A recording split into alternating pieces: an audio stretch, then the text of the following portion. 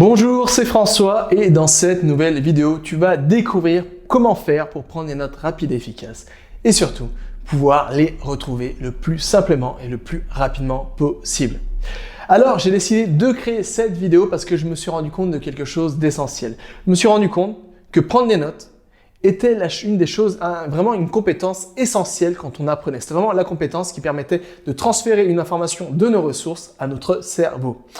Mais le problème, je me suis rendu compte que les méthodes enseignées traditionnellement pour prendre des notes ne sont pas les méthodes les plus efficaces. C'est pourquoi dans cette vidéo, tout d'abord, on va apprendre à comprendre pourquoi les méthodes enseignées traditionnellement pour prendre des notes ne fonctionnent pas et sont aussi peu efficaces. Et par la suite, je vais te donner une méthode qui va te permettre de prendre des notes beaucoup plus efficacement et surtout pouvoir les retrouver là aussi le plus rapidement possible. T'es prêt? Alors c'est parti! Prendre des notes, ça veut dire passer par 3 étapes essentielles. La première étape, pouvoir extraire facilement l'information de tes ressources, de tes lectures, de tes cours, de tes formations, n'importe quoi.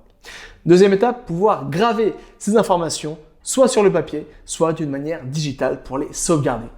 Troisième étape, classer et archiver tes notes pour pouvoir les réexploiter le plus simplement possible par la suite.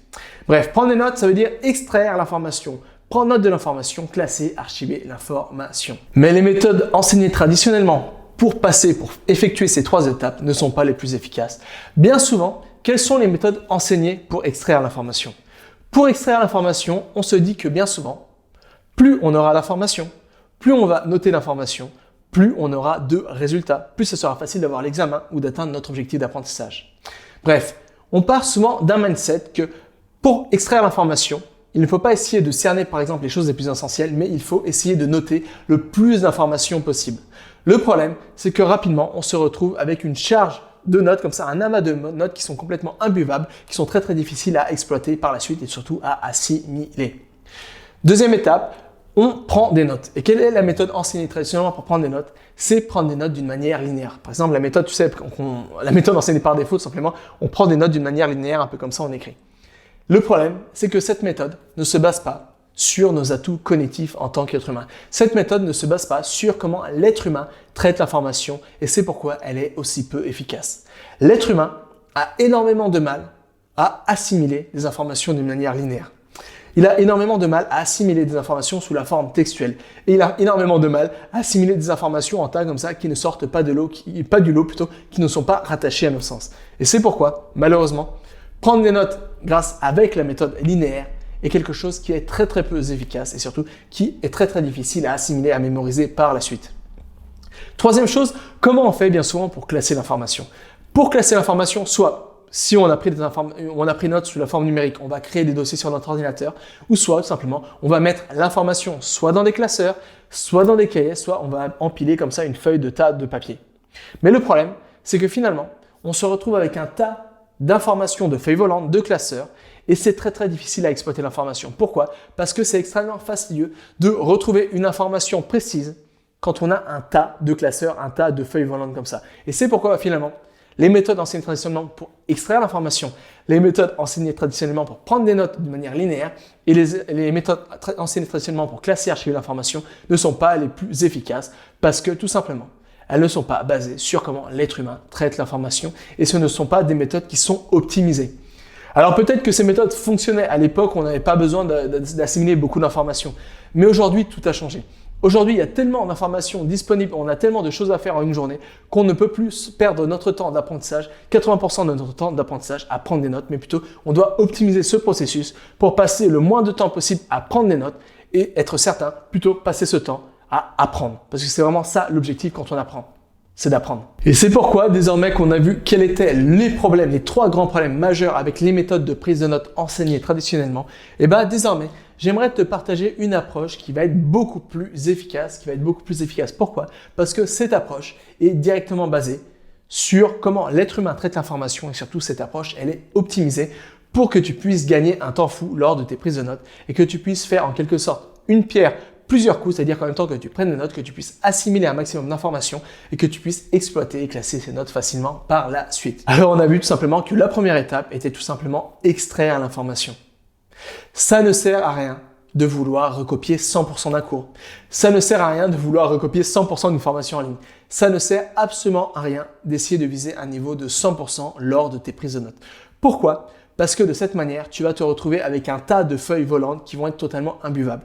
Et pas que, tu vas perdre ton temps à noter des informations qui ne te serviront absolument jamais.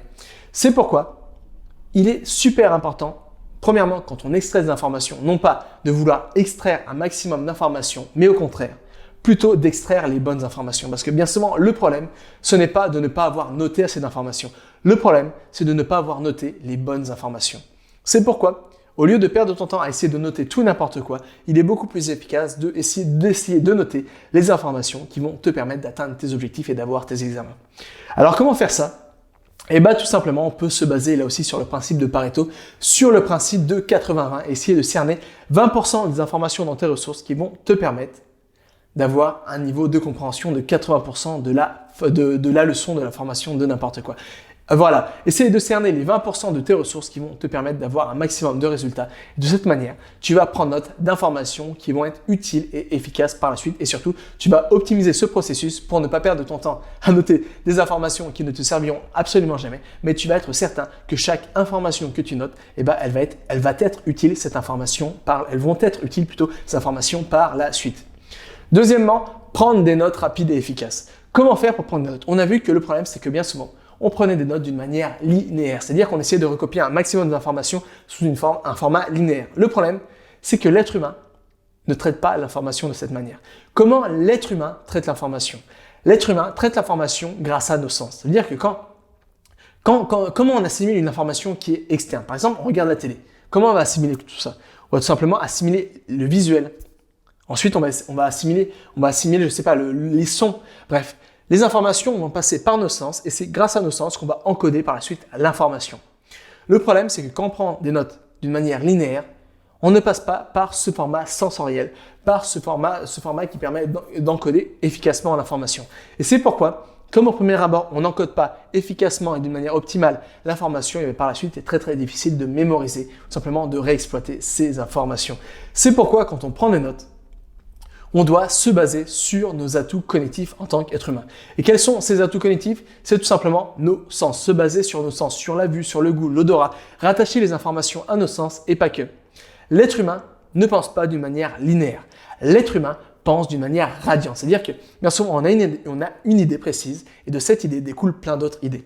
Et c'est pourquoi quand on prend des notes, on doit se baser sur ce mode de pensée qui est le mode de pensée naturel.